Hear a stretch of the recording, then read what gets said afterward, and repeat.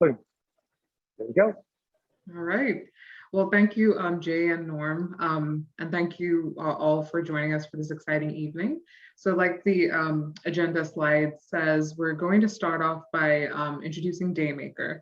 And Daymaker is a startup based out of Atlanta that has created an online platform to make giving easier.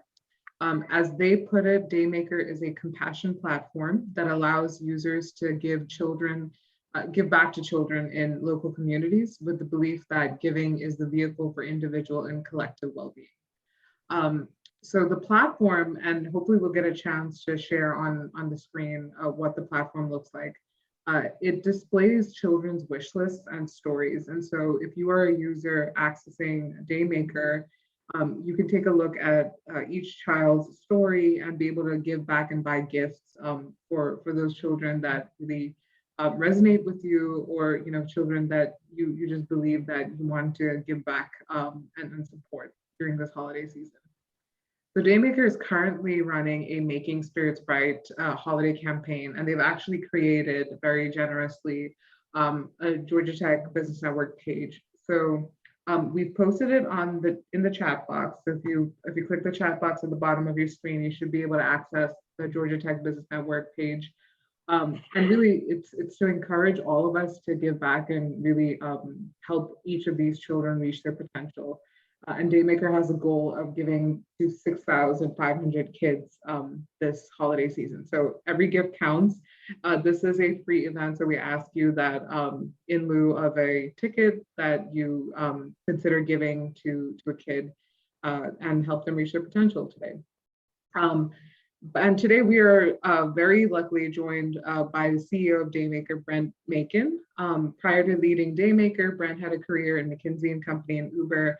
And we're just so grateful, Brent, that you're here to share your evening with us. And we can't wait to hear more about your journey in Daymaker as a whole. Awesome. Thank you. Can you all hear me? Yes. Okay, perfect. Roshni, do you want me to take it from there? Absolutely, yeah. If you can start by sharing more about Daymaker. I know I gave a general overview, but I'm looking to hear more from your perspective what Daymaker does, and to learn more about your journey and how you ended up at Daymaker. Cool. Happy to share both of those. And first, thank you all for inviting me and creating the audience. I appreciate that, and I've enjoyed getting to learn about the network and what you all try to do. And I think connectivity is especially important and especially difficult during the pandemic time and where we are right now. So thank you for putting it together, and thanks everybody for joining. I'm sure you've had a lot of Zooms this week, and so to be on another, I appreciate that. I'm coming live from our warehouse, which you all can probably tell. We are kind of the North Pole right now. We just had FedEx pick up 300 boxes. We'll send out a few more. And so what's happening right now is all of the toys and the items that you shop for, they're down there. There's kids grab a wish list. Most of our folks who are working with us are from Clark, Atlanta. We're in Southeast Atlanta right now at the Common Market is where we lease warehouse space. And then they're picking the books and the items. They take them down here and get everything packed. And so I'm going to tell you a little bit about Daymaker, and then I'll show you a little bit more of the warehouse operation. But as Roshni said, we do like to think about it as a compassion platform. And the goal is to help communities of abundance, so companies and their employees, share resources and encouragement with kids who have historically lacked access. And so I think the closest analog offline is probably a Toys for Tots model or something like that, where a company comes together to give. But having participated in corporate philanthropy at a number of stops, I've seen it work really well. And I've also seen it feel like a little bit empty and like a little bit of a check the box. And so we've tried to build a marketplace where companies and their employees can give together, and they can learn a little bit more about who they're supporting and, the aspirations and goals and dreams of some of those kids. And then a way that you can do it together with coworkers or with friends or other people in the network, for example. And, if you all share a message to the kid that you're supporting along with your gift, those will arrive to the kids and your coworkers can see it. So ideally, it's something that will be connective and make a difference. And so that's the goal. That's what we're trying to build. And so a little bit of kind of background and stage of where we are, just because I know you all are business brains. We have 7 employees right now. I would say we're at that stage where we have what I wouldn't necessarily call like pure product market fit. Like we're trying to figure it out. We'll work with around 75 companies this year, and we have a goal over the course of the year to process $1.5 million in giving. And so the business definitely works, and we've got good momentum, I think, in the holiday. And then I think what's inherently difficult about it is we have a huge seasonality spike, and it's going to be a challenge for us to think about how we kind of flatten and maximize the revenue course over the revenue curve over the give of the year. We run holiday giving campaigns. We have a back to school campaign, and we have an opportunity to do summer enrichment and sponsor some of the kids for their summer experiences. And, for better or for worse, just the way it is, like our society is conditioned that now holiday is the time when we want to help kids from those communities. And that creates a great opportunity and a tailwind for us during our sales cycle in October and November. And it creates some slower months in March and April. And we're kind of trying to figure out what our path forward there is. So interesting challenge. And then I think other things about the business that work well generally, but are challenging, is we have a two-sided marketplace. And so, we don't want to bring, Jay mentioned he's in Chattanooga and he gave to a child in Chattanooga. We added Big Brothers Big Sisters of Chattanooga as a nonprofit partner because we work with the company Bellhop, which has operations in Chattanooga and Atlanta. And they were looking for a local opportunity to give. And so you can see we kind of try to balance that two-sided marketplace with making sure we have enough companies and donors who want to support kids, making sure we have enough kids and nonprofits. But we don't just want it to be kind of a one-time drop in the bucket. Like, we want to support those nonprofits and those kids for multiple years and help them grow up, and to create possibilities and expose them to new things and new books and other items as they get older. So balancing that two-sided marketplace during the holidays is always tricky, knowing how much inventory we can afford to order, balancing the lead times. Like, for being a software platform, like as you can see behind me, like this is hugely manual of an operation, which I think makes it fun. And I feel like I need to buy my wife something nice because I have not been helping on the home front for these couple of weeks while we get all the items in, get all the items out, and pretend like we know what we're doing in a warehouse. So those have been some of the challenges. So that's a little bit about me and a little bit about the business. So Rashni mentioned, I was at McKinsey, I was at Uber. I really wanted to do something that moved closer and closer to the product and closer to impact. Like in my last stint at McKinsey, I was working for McKinsey Global Institute, which is a think tank side of the firm, and really enjoyed it. We were thinking about automation and how jobs are changing and how it might impact different workers at different, socioeconomic statuses and circumstances, and felt important on a lot of levels, but also a little bit removed. And so getting to visit and work with our nonprofits a little bit, getting to, make a change or adding a product, a new vendor, and seeing those on wish lists, seeing those in the warehouse. Like, Daymaker has a really satisfying immediacy to it, which I think I hadn't really experienced previously in my career. So that's been really exciting. And next steps for us are trying to get more plugged into the Atlanta community. We hired 5 new roles this year as we raised a little bit of money and expanded. And it was important for us to hire to Atlanta. So I'm looking at our VP ops there. He moved from Chicago, and pandemic allowing and public health allowing, like, we want to be good Atlanta citizens and want to get more involved with the network and otherwise. So that's kind of my spiel. I feel like I'm talking fast, been on my feet all day, moving around. But I want to show y'all what it looks like. So, if you pick this, we actually have a wish list. So these items have been purchased. And then this message right here is a message that a donor has written to the child. And so those all come through. And then we have a scanner at the bottom, so a barcode. And then we basically grab a blue Daymaker bag. So all the kids, their stuff gets, comes in a blue Daymaker bag. And then our warehouse is essentially laid out such that, we have the items here in alphabetical order by vendor. And then we have all of the books down here, puzzles are over here, and it's all laid out with some semblance of logic by vendor. And so then, you go and you pick the items, and we have a woman who's our vice president of products and storytelling, and her job is to really think, cool, what are the books that are going to be culturally responsible and reflect the kids that we're serving, the communities we're serving? We're going to be the items that aren't just kind of, plastic Fisher Price. Not that there's anything wrong with plastic Fisher Price, but like what's going to be a little bit expansive. And so, the stuff we see come in, I see it and I'm like, oh my gosh, toys have come a long way since I was younger. And so like I grabbed a couple that I thought might work for a Georgia Tech crowd. So we got the science lab, and you get the kids who get to run their own experiments here, which I think is really cool.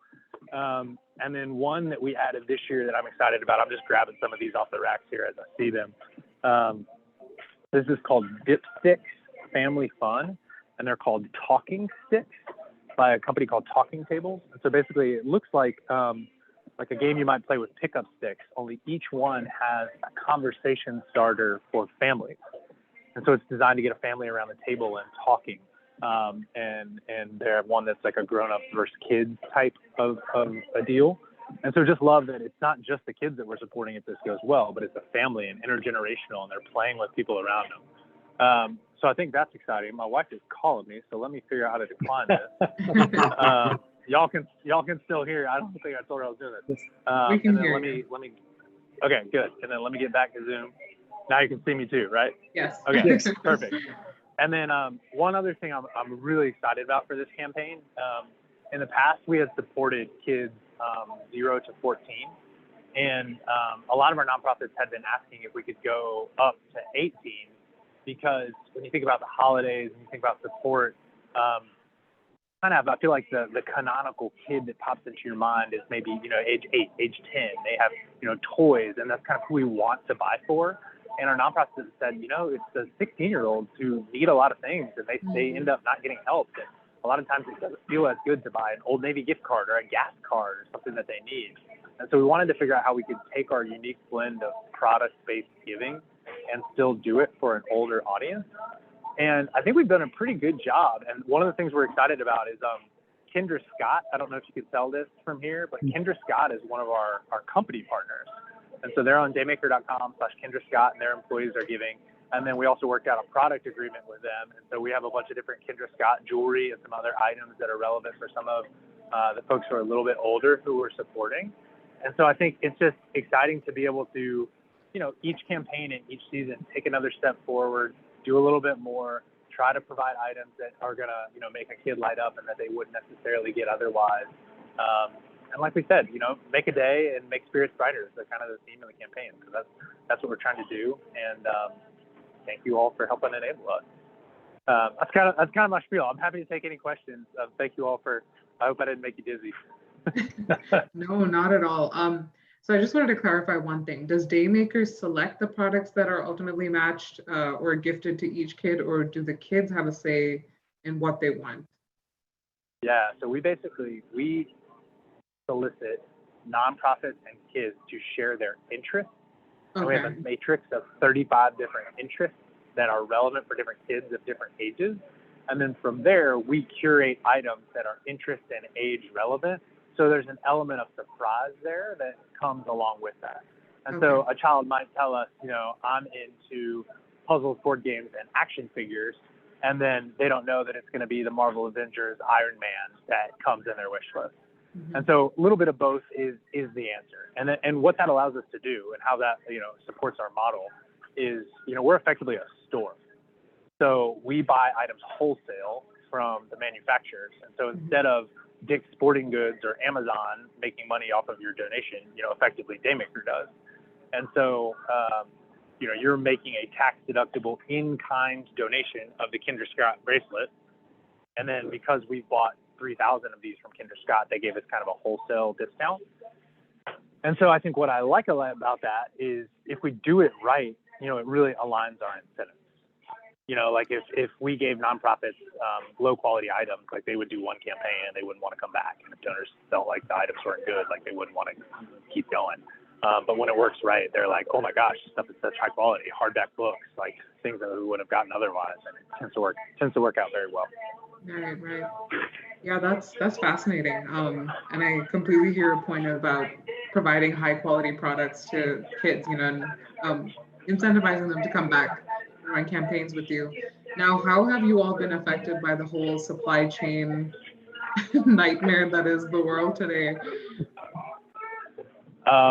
It's been nuts, honestly. I can imagine. So, I think I think the good news, and again, our VP of Ops has done an awesome job. The good news is we saw it coming, as many folks did, but even then, like we just didn't know. 4 of our largest vendors from last holiday campaign just weren't able to do this campaign. And so we had 190 products that weren't books last year. This year we had 210 new products. So we were essentially saying, who can we buy from? Who can get it in stock? So that has been one big change. And then the other big change is in the past, we shipped wish lists. We shipped kids stuff once it was fully purchased, right? Like we waited and we kind of had a just-in-time model. And we knew that this year we were going to have to get ahead of it a little bit. And so we've been shipping a few items per child regardless. And then we're going to do another shipment in January for the rest of our kids and nonprofits. And so essentially saying, hey, in case something's out of stock, in case FedEx has a 4-day delay, we've got stuff going out right now. And I think that has just really allayed a lot of concerns on the nonprofit side if they were going to get things in time. And so just trying to be nimble, just trying to be creative with it. But it's been nuts to hear some of the tried and true trusted vendors just be like, hey, we can't guarantee you anything until February, and we're having these conversations in like early October. Right. So it's been tricky. Yeah. That is just unfortunately the world today. But it sounds like you are being very adaptable, and I'm sure the kids are looking forward to all their gifts. I have a couple more questions, but I want to open up the floor to the rest of the group, see if they have questions before I start firing away more. I've got a question. I was just curious, how often do you get to experience child receiving their gifts? That's a good question. So the answer is not nearly as much in the last year as we would have liked because of pandemic. So it's our goal like once a quarter to kind of do a tour and spend some time with nonprofits meaningfully. I haven't been since pre-pandemic. I haven't visited a non-Atlanta nonprofit, which is a bit of a challenge. And actually, I think it's a thing that's important for us to get right for the business longer term, just so that we can have that real emotional connection and learning from watching folks interact with things. So I think the answer is honestly a bit of a stay tuned. But, I think if I had to crystal ball it a little bit, I imagine we'll look at some kind of monthly, quarterly support option where a donor can support the same child over time if they want to. Like we talked about flattening that revenue curve. And if we do that, we'll want to look for ways that protect privacy, but still allow a donor to have a little bit more of a window into who they're supporting and what that looks like and how the items they contributed are helping with development and otherwise. So a bit paused due to pandemic, but want to get there for sure. Yeah, just following on Alan's question, can you tell us what the impact Daymaker has had so far? It's interesting to think about impact. Yeah. And, or maybe you can measure it. Maybe a better question is, how do you measure impact? I think the best proxy that we have for impact is nonprofit retention and nonprofit growth right now. And we're doing great on those metrics. And I think the next level for us as a business is direct input from kids and parents. And, we currently ship, so, literally behind me, especially my dad, who's in town volunteering to help us put stuff in boxes. And that's our VP of Ops, Chris. So they're putting the packed wish list in boxes that we ship to nonprofits, and nonprofits are our distribution partners to get them out to families. And, communication is a challenge for a lot of families. Like we can't ship locally or directly to folks because of address concerns. A lot of them don't have emails that are reliable. And so just our ability to survey and get data and feedback from end users has been relatively limited so far.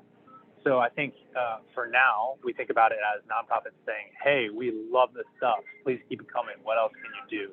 And longer term, as we support the 11-year-old now, who's the 13-year-old, who's the 15-year-old, like we want to say, cool, are we really doing meaningful things and not just kind of checking the box? I think that's kind of the standard to which we're aspiring here.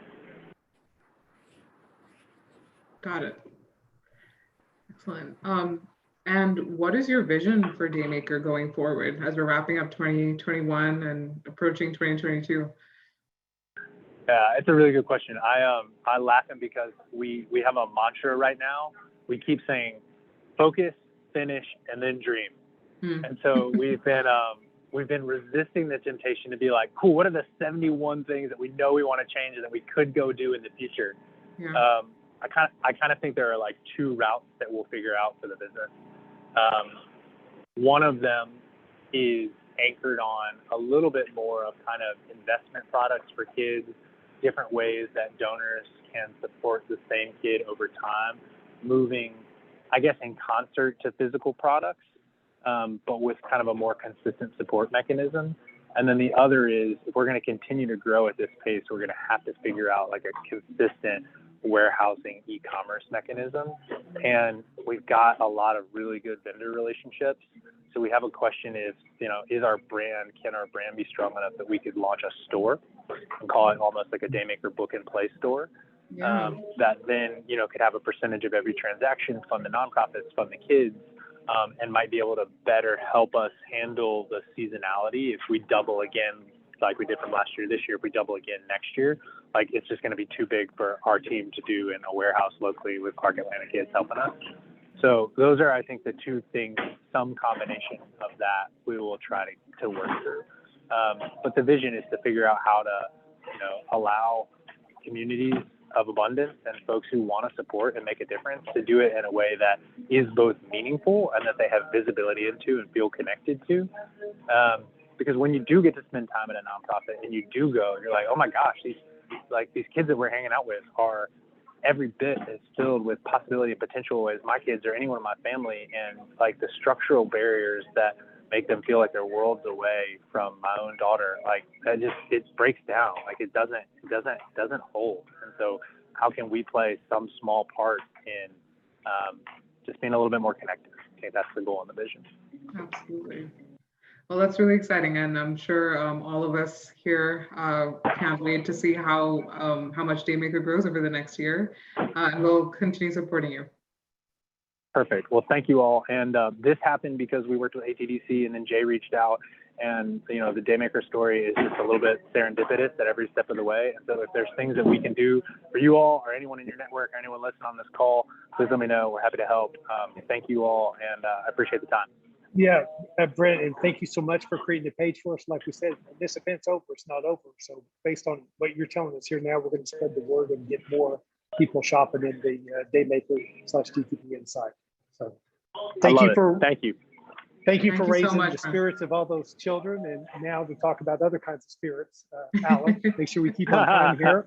Will you introduce Andrew? Sure, I'm happy to introduce Andrew Rodbell, co-creator of Post Meridiem Spirits, and I've got one here to showcase. I actually met him about 2 years ago, I believe.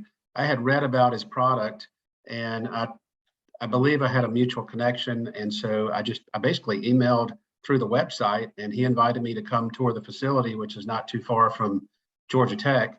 And it was really interesting to see his operation and where it was, I guess, about 2 years ago versus where it is now. But Andrew's a local kid made good, for lack of a better phrase, grew up in Atlanta, spent nearly a decade working at Coke, and came up with this idea with a partner of his, and has expanded quite rapidly. I believe that he has locations around about 7 states now in the Southeast, but he ships to about 30 or 35. And I thought it would be great to have him come talk to us a little bit today about things that might be of interest to most people, such as, how did you come up with this? How did you dare to do something like this in such a competitive market space? And, what's happened the last 2 years since I was down there to see the facility? And, much like Brent spoke earlier, what's next for you guys? But on behalf of us, thank you for participating tonight and for helping us enjoy some good beverages. Andrew? Well, thank you so much for including me. I definitely would say it was Alan, great to meet you, and great to stay in touch over the time. And I still have a lot of affinity for Georgia Tech from just growing up in the shadow of it and having family members that have gone. So it's really nice to be able to participate in this setting. But yeah, no, I think I'll just tell a little bit about who we are and how we started, because I think, again, a business audience like this, I think most of us like to hear the how it started stories, and I'll happily dig into that. But again, I'm an Atlanta native, grew up here, went to Westminster, not far away from Tech. And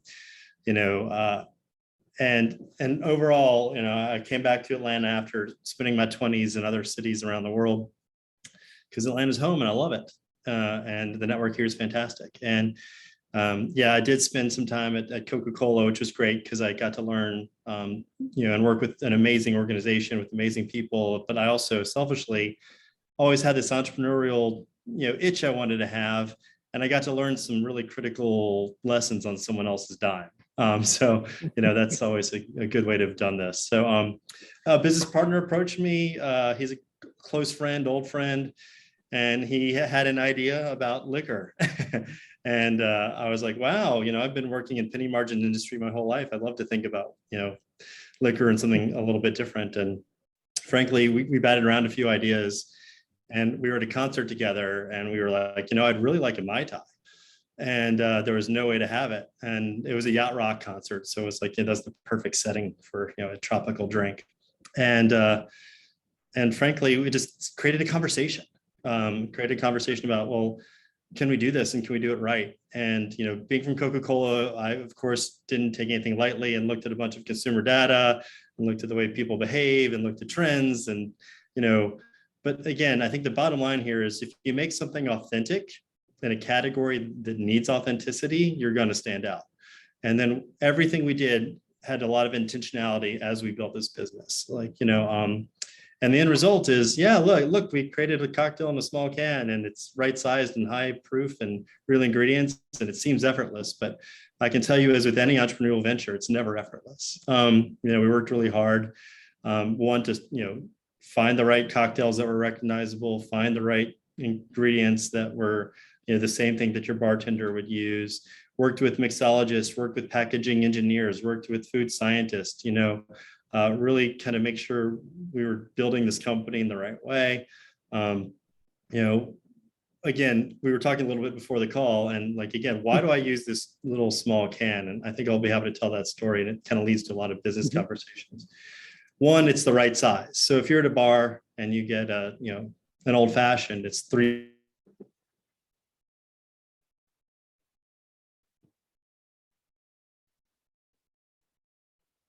Oh,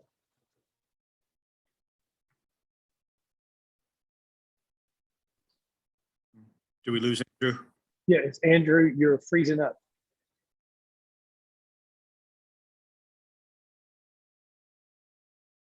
Should I showcase a can until he comes back? I was going to say, I had a couple of sips of this here and then it was freezing up. Yeah. I was looking forward to getting one of the old fashions, actually. I have to order one. Just 2 liquor stores? I'm disappointed.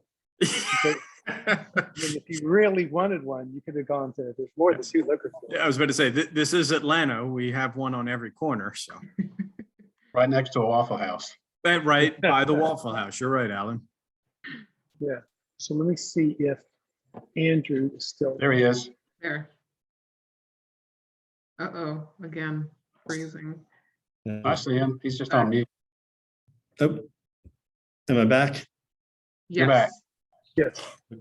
Okay, I apologize about that. I don't know why my internet blipped, but You left here I off am. with why this size?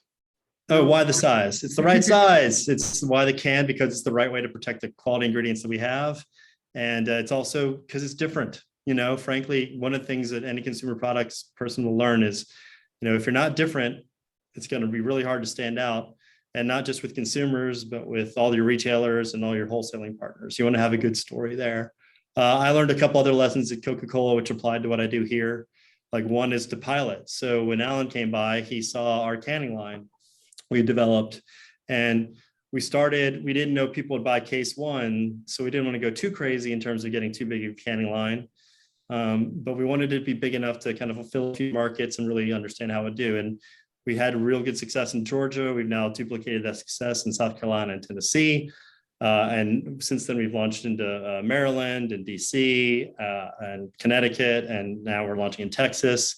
And our capacity has actually been what's holding us back. So we invested in a new canning line, which will make it 8 times faster, and we'll be able to move much more product. So it was one of those pilot and then scale if it works. So that's in any industry, but it's been really helpful for us.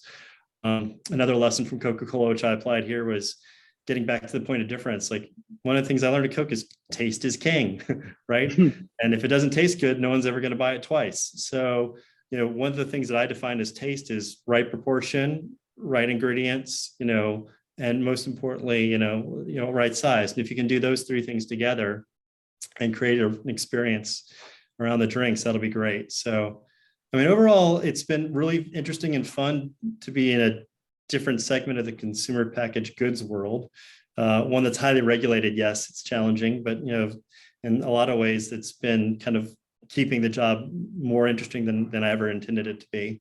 And I definitely would say that I think as we continue to grow and as these trends keep emerging, and as the category tends to continue to grow, I'm really excited about the future. We're just going to work really hard to continue to build the brand, manage our supply chains, get our sales and operations going very clearly, and all those fundamental challenges any general manager would understand. So, but yeah, I could talk all day and I don't want to. I'd rather answer questions if you have them, and kind of manage it that way.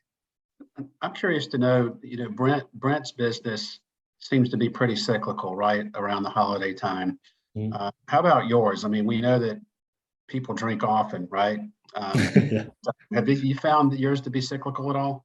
There is a somewhat cyclical nature. I think in general, because our drinks are so well designed for on the go and outdoor drinking, that it tends to do a little bit better in the spring and summer. But that being said, some of our drinks are designed more for wintertime, like this old fashioned is bourbon, and it's more of a wintertime drink than, let's say, the margarita, which is typically more summertime. So there is some cyclical nature to it. But no, it's been, I think the most interesting thing, and I think I'll jump to one of the questions I'm sure people are going to ask, which is, how did things change during COVID, right?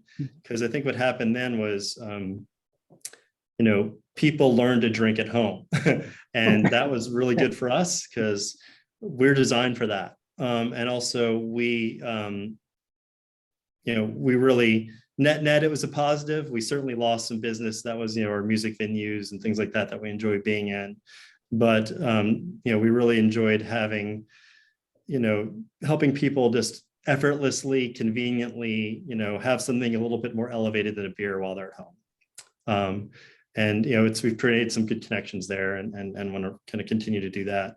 So yeah, most of our business right now is certainly through liquor stores, although we certainly have other places we sell as well.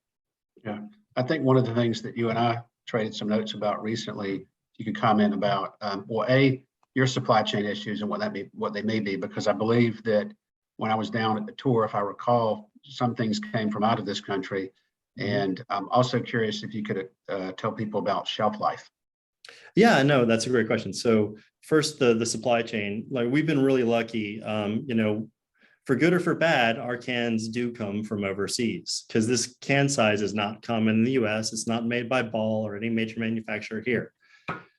The bad news is shipping costs are much higher and there's more lead time required to get the cans printed and delivered to us. But the good news is we're not competing against, Coca-Cola, Pepsi, Coors and everyone else who's been hoarding all of the products, So our friends over in all the breweries near us in West Midtown, they're really struggling because cans are 3 times more expensive than they used to be. And they have to hire brokers to get them imported from Mexico. And it's just really hard for little guys to compete against the big guys when it's a shared common, material like that. So we're lucky that it's a little bit more expensive, but it's not disrupted our business at all. And in terms of, again, getting back to the ingredients, again, we chose to use real lime juice as opposed to the industry standard of fake ingredients. Now, the fake ingredients have the benefit of the shelf life goes forever. But again, getting back to what I said before, I think they taste horrible. So if I'm going for good taste, we made a bet that, company decision that people would value and like authentic ingredients, even if there's a shelf life attached to it. So we do have a shelf life. We use lime juice. It lasts about 10 months after we put it in the can, a little longer if you refrigerate it. Now, we'll never kill anybody. It'll just start to degrade in terms of taste, which is a challenge. But, we think it's worth it. And getting back to the business side of this, one of the reasons we're so happy to not use a contract manufacturer and self-manufacture is that we can, manage our, shelf life really well. So we'll get a purchase order from our wholesaler, and within 2 weeks we make the product and have it delivered to the warehouse. They never have more than 45 days inventory. They always rotate it through. So worst case scenario, the can's 2 months old by the time it hits a retailer. That gives the retailer a full 8 months to sell the product and a consumer to drink it. We haven't abutted any shelf life issues really that weren't just a retailer not managing their own inventory very well. So we've been really lucky in that way. But again, it's a trade-off we wanted to make that I think a lot of companies don't do, which is, we were willing to take that risk and invent a little bit of a challenge for ourselves, knowing that the benefit of authentic taste and staying authentic was worth it. Right. I want to ask one more question and then let some other folks jump in if they want to. As we all see, it's a small item, right? And I call it shelf positioning, but like at the grocery store, you want something on the end cap. I imagine your product, you want it to be right next to the register. Can you comment about the dynamics behind the challenges of getting it where you want it? Yeah, no, and I'll add to that complexity. So one, it's a 3-tier system in liquor, right? So we're a manufacturer. We have to go through a wholesaler who then sells it to the retailer. So how much control do I have over how it's being placed at the retailer is a little bit iffy.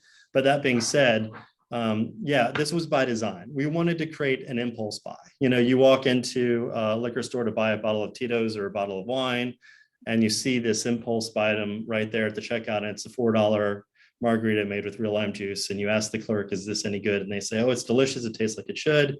That's the sale, right? So that's the typical process. And then if they like it, they come back and buy more.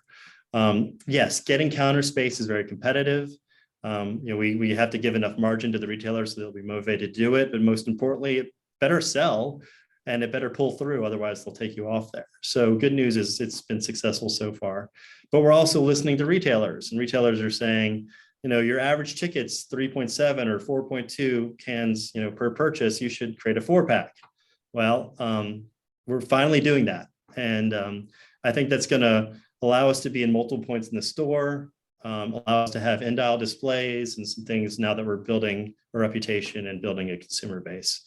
And I just didn't want to do that at first. I wanted to build the business organically than that and have a lower point of purchase, a lower impulse, a lower barrier to frankly purchase for consumers. Okay, I actually have one more question. Yeah. Before most people jumped on, you had mentioned that there were some ideas about some future products, maybe when you get to 6 or 7. Can you comment about what those might be? Yeah. Yes. They're always going to be a recognizable cocktail, right? So they want drinks that people are familiar with. They always are going to have to be ingredients that we can work with in our format. So there are certain things, because we're so committed to real ingredients, we can't do. For example, grapefruit juice has just too short of a shelf life for our can. And lemon juice does too. And it's sad because there's a lot of wonderful cocktails that have those 2 ingredients, but we're not going to use those. But within that, there's still plenty that we can work with. But yeah, no, we've got another vodka based drink coming out, a gin based drink coming out, and then another one that's going to be, I'm trying not to give away too much, but that I think is a very hot cocktail right now that still has a good long tradition and fits well within our lineup. But we'll probably be launching 2 to 3 of them this year. Awesome. Yeah. So Andrew, I'm curious, is there a goal in terms of online sales versus retail sales, or is that just kind of like gravy on top of being retail stores? So retail sales is the name of the game, but I will tell you that so much has changed in the last 2 years that, shipping spirits, which we are, not beer, not wine, but spirits over e-commerce 2 years ago was unthinkable. just was not done. And laws are changing so rapidly that we're trying to play in the space as best as possible. And I'm not going to lie, I was hoping it would happen. And one of the reasons I'm so excited about this can is it's very easy to ship. It's lightweight. It has steel walls. It's, really hard to break. So we're very fortunate that we have a perfect format for e-commerce. And we're happy to have found a retail partner that can reach a majority of states. And we're still working on ways to get to the other states as well. But again, when I say you go through e-commerce, I'm still going through the 3-tier system. I'm still working with the distributor who's working with the retailer who just found a loophole in their state law to be able to ship it out to other states. So I can't sell it directly from my warehouse to consumers via mail. That is highly, highly illegal. So, And I think Georgia is one of the worst about that, if I recall. So in general, Georgia is about the worst state of the union I could have picked to start this business. However, it's home. And, it's a great market. But no, yes, in California, if I had this business in California, I could ship from my warehouse to any, address within California without going through the 3-tier system. Yeah, that's an admirable way to do business, but we're not there. So, yeah. Which cocktail is the hardest to put in the can, and is there one harder than the other from an engineering standpoint? Well, I think the easiest one I would say is the old fashioned, because it's just bourbon and bitters and sugar. It's just and it's very simple. But we do everything. Think of a giant mixing. Think of a giant cocktail shaker. We just have a big blending tank. We do it by load cells, so we're not doing it by volume, but by weight. So we know we're consistent batch to batch. We have to manage the headspace. We have to, agitate it to make sure that every can is, exactly the way we want it to be. And, we have a lot of quality control systems set in place to make sure that happens. But yeah, no, it's funny. I'd never thought I'd be a manufacturer, but I am now. And the engineering side of it has always been kind of fun and interesting. But no, in general, when you're working with real lime juice, that's the hardest thing to do. Because, again, lime juice doesn't like oxygen, it doesn't like heat, and it doesn't like light. And the more you can do to deprive it of those things, the more tasty it'll be and the longer it'll last in the can. Good question. So which one's your favorite? Yeah, we were asking before. It's kind of like picking your favorite child.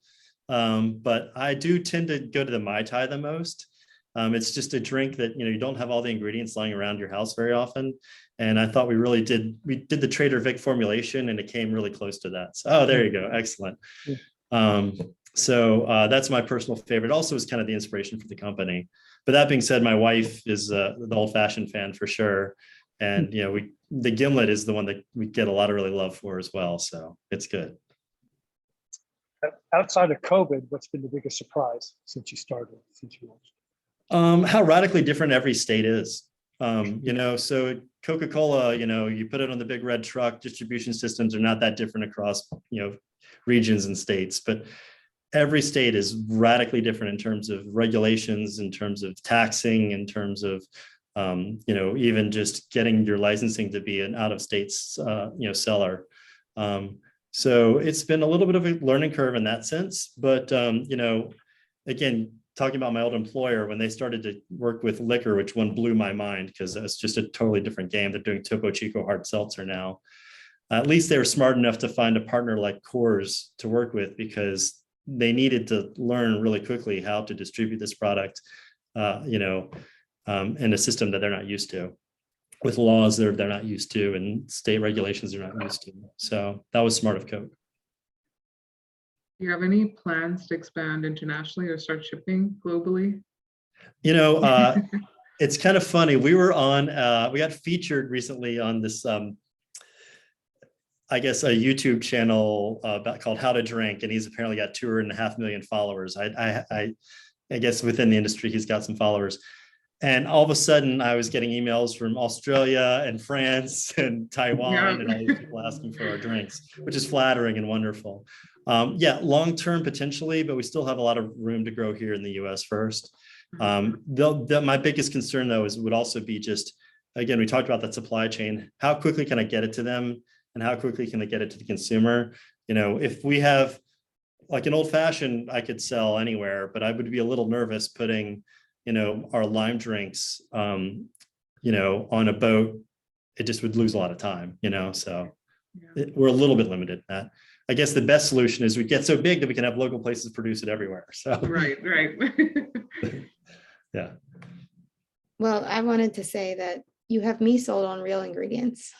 That's what I'm always looking for in everything that I eat and drink. So, it also reminded me of How I Built This by Guy Raz, the creator of Spindrift, moved from not having real ingredients in his drinks to having real ingredients. And he talks about that on a podcast, and good things. I mean, I think that's where the world's going. So, I'm so glad you said that. It's funny. We did that on a hunch, right? We saw, like you said, Spindrift, RX Bar. We saw other brands in other categories disrupting the category by having authenticity. And we thought this category is ripe for disruption. And just last week, a friend of mine who works at Red Bull sent me some Mintel data. So again, I used to work in that world and I had all these access to all this wonderful data. Now I don't. But he sent me this Mintel report, and it had an interview of like, what are the purchase drivers for this category? And real ingredients was at the top. And I was like, whew, that's validation. But I appreciate you saying that too, because for us, celebrity endorsements and all those other things that everyone else does, like that doesn't matter to us. What matters is authenticity and real ingredients. And I'm glad you appreciate that. yeah, no, definitely. I'm that person that reads every ingredient at the grocery store. So, well, I do have a question though. Where did the name come from? Yes. Naming is always a challenge. I have a very good trademark lawyer. No, the name is Post Meridiem, as in PM, as in afternoon, as in time for a drink, right? So it's meant to mark that moment of the day, when you work from work to play, when you go from their time to your time. We thought it'd be a really great ritual for you just to kind of like crack a can, shake it, pour it over ice, and have all the, smell and the look, and it's just a way to relax. And so it's really meant to be that moment, like there's this kind of a sun and a crescent in the logo. And it's meant to be like that moment of just, the end of the day. But actually, I would say it's not as memorable as I want it to be. And I'm shocked how many people had no idea that that's what PM means. So like, oh, it's a time reference. I thought it was like a hotel or something, or geological reference. Or, Well, I mean, I knew that post meant after. So right. After something was what I was thinking. Good. There you go. And Mary is mid and diem is day. So after midday. Midday. Yeah. So I know. Don't start a brand with a Latin name. That's my But life. it Latin could, pays John. off, is what you're saying. Okay. We're too intellectuals, what we're saying, we're just over the head of our consumers. No, but that being said, naming is always a challenge. I would be remiss to say that was my first name choice and I always wanted it. We had a bunch of other names that we loved that were much closer to the product benefits and what we thought was unique about what we did. But it's hard to name in this space because we're competing against every water, tea, coffee, cola, beer, wine, liquor, like any good name you thought it was taken. So we're lucky to found one that we still have some resonance with. And, we want people to start calling it PM and just shortening it over time. Andrew, one thing that I was thinking about just a second ago is about the size. And, you mentioned some of the advantages, but I can tell you last summer when my wife and two boys went to the beach, there's people carrying big coolers of beer and things like that. And, my kids are 13 and 10, and they're not inclined to help dad carry all the beach chairs and the towels, but one of them could carry a little 6-pack of cans. 4-pack. Yeah, there you go. Exactly. Yeah. Little cans for little hands, right? It's perfect. Right. Yeah. No, it is kind of funny. I think a similar story I'll tell is, we're now at this age where we're well beyond, just showing up at tailgate with some beer and a Jack Daniels and a Coke, right? So I went to a tailgate for a game recently, and, they had 2 carts of all these high-end, bottles and, mixes and all these things. And I walked in with just 24 of our little cans in a little box, and, it was much easier to transport, and everyone ended up drinking my drinks anyway. So a little bit more effortless, but yeah, no, it is portability, convenience is absolutely what ready to drink's all about. And we're just trying to add another level of authenticity on top of that. Was that by chance a Georgia game? I've spent many time at a good Georgia Tech tailgate. My father-in-law has tickets and we go all the time, but no, this one was a Georgia game I'm referencing. Which one? It was last year. It was the one of the smaller schools that they played. I don't even remember, but no, my son actually went to the couple of Georgia Tech games with his grandfather this year. It was a lot of fun, or he had a lot of fun, I should say. I didn't do it this year, but yeah. Andrew, what from a marketing standpoint, what do you think the most bang for your bucks from a startup company? Where do you get the most input when you started your marketing and promotion and everything? What a great question, and I wish I had the full answer to that. No, I found. I honestly believe sampling and word of mouth is everything for me. So I don't think there's a billboard I could create that has 5 words that's going to motivate you to go to try a new category and a new product and remember us. I think it's all going to be about word of mouth and sampling. So what we invest in is really that. One of the things I dislike about COVID is we were doing a really good job of just going to business offices at happy hour and just pouring drinks for people for the first time, or showing up at like places where they wouldn't expect to have a cocktail and they could now have a cocktail. So from a marketing perspective, COVID was challenging, but because again, we want like sampling, but for me, that is really the only way to grow this business right now. And you know, yeah, we'll do digital marketing, we'll do some other things like that, but I think that's just the basics. We'll graduate up to more things. You know, I think at this point, it's just, you know, maybe some investments in PR, but yeah, no, I think one of the entrepreneurial traps that always happens is, you know, if you look at my background, yeah, I come from brand management at Coca-Cola. I'm a marketer by trade, but guess what? I'm so busy being a GM and managing my distributors and sales forces and all that. I kind of forget to do marketing every now and then. And so I had to hire somebody to help me do that and kind of remind myself to step up and do more. So, yeah. Is there a lesson that you'd like to share with us about your entrepreneurial journey and what you've learned from it? Yeah, it's a hard one. There's a lot of lessons. Trying to pick one. I mean, one is marry well. My wife's fantastic, and you know, obviously, you know, I'm lucky. She's, you know, very smart and a good earner. So I was able to invest in myself and not take salary for a while and all those things because, you know, our family wasn't going to starve. So I'm very lucky that way. But it has also afforded me more time to create flexibility in my life to be more of a family guy. So it's a good balance of both of those things. But I mean, in general, I guess the advice, I do speak it. I went to Emory, so I do speak there pretty often. And a lot of people ask me, like, should I go right into corporate America or should I go work for myself right away if I have that itch? And I kind of push them to corporate America first, because again, I'd rather have people learn on someone else's dime. And you never know what your experiences are going to be like, and you're going to exposure to things you never could have thought you'd seen before. And then, you know, if you want to have a side hustle that turns into something else later that you're willing to invest your more time and energy in, great. But, you know, I definitely think from an entrepreneurial standpoint, like, experience matters, you know, so go get that experience. That's a great lesson. Yeah. Well, I'm already feeling that. Thank you for using natural ingredients. I'm already feeling healthier already. Well, thank you so much. Yeah. That's great. And I really appreciate it. I mean, this was 2 founders that are changing the world. Really enjoy what you're working on and enjoy the conversation. What I was going to say is we do have just stop the recording. Hey, I Wait. wanted to add one quick thing.